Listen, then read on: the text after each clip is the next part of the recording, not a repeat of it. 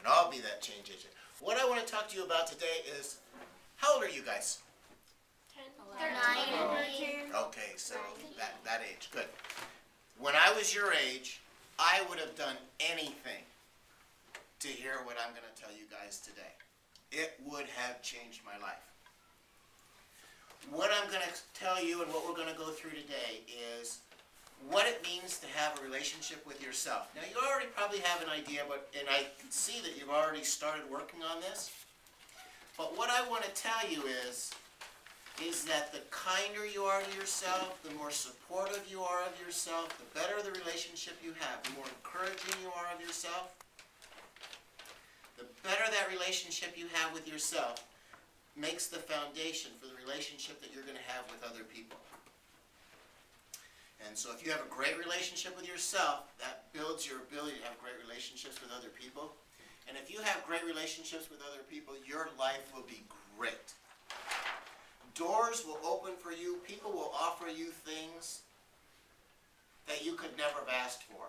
I could never have asked to speak here, but it was offered to me. I didn't even know it existed. But I get to speak here because I worked on my relationship with myself. It allowed me to have a good relationship with other people, and I got to do something that was wonderful. Get to meet you and talk to you that never would have come my way. So let's start talking about your relationship with yourself. Who can tell me something that you guys did that was just loads of fun, that was wonderful, where you really enjoyed yourself? Go ahead. Stayed at the Wonderland Hotel. I'm sorry, say again? Stayed at the Wonderland Hotel. Wow, wow. Now, what did you do there that was so much fun? I went swimming in the pool, the whole room was, and the room at Lexington was amazing. Right. Okay, now, I don't know if you can all see him, but if you would look at his face right now, it's like the sun. It's bright, his eyes are shining, he's happy, he's smiling.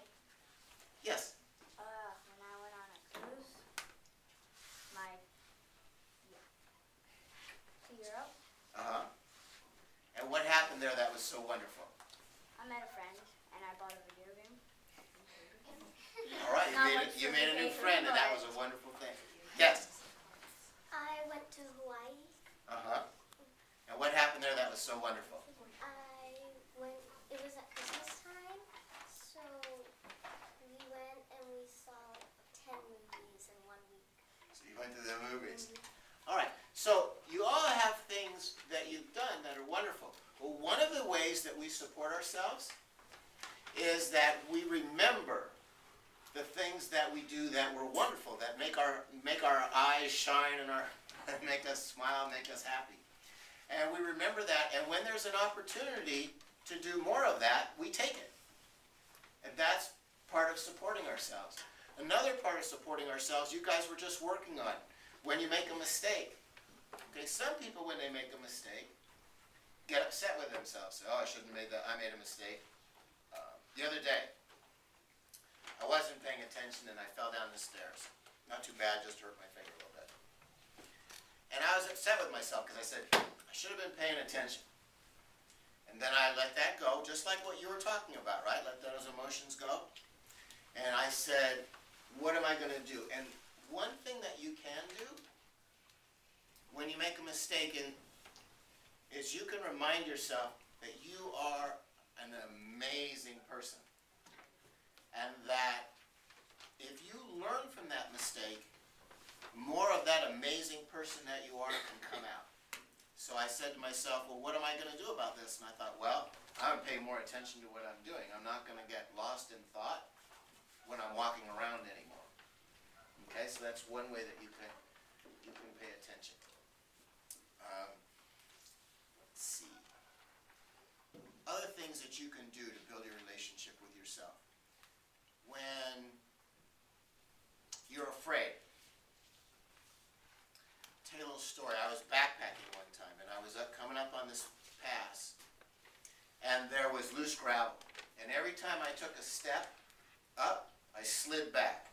And my brother was up there, and he said, are you going to make this, or are you okay?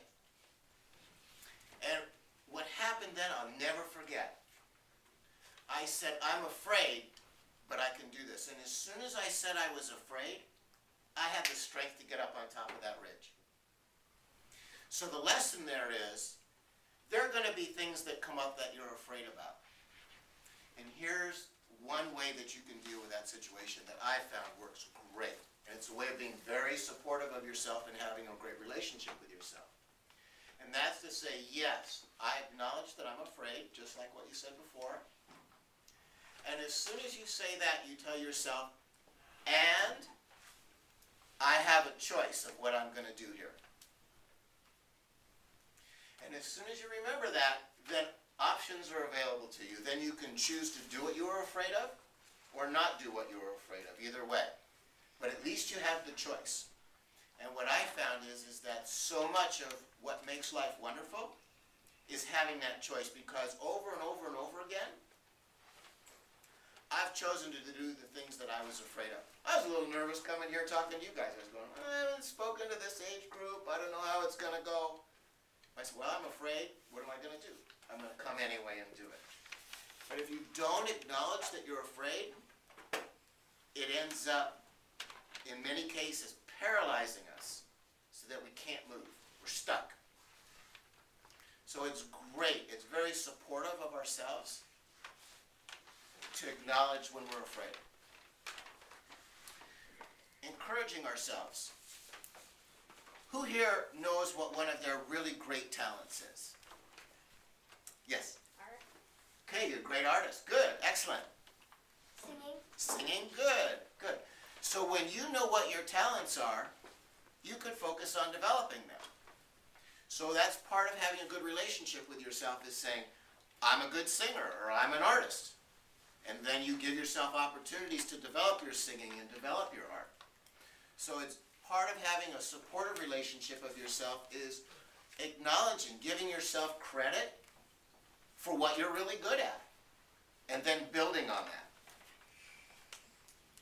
So once you practice these, and they never go away. I'm 58 years old, older than probably all of your parents. And I'm still practicing this. It goes on forever. You could always get better at it. But the more you practice it, and the more you make it a habit,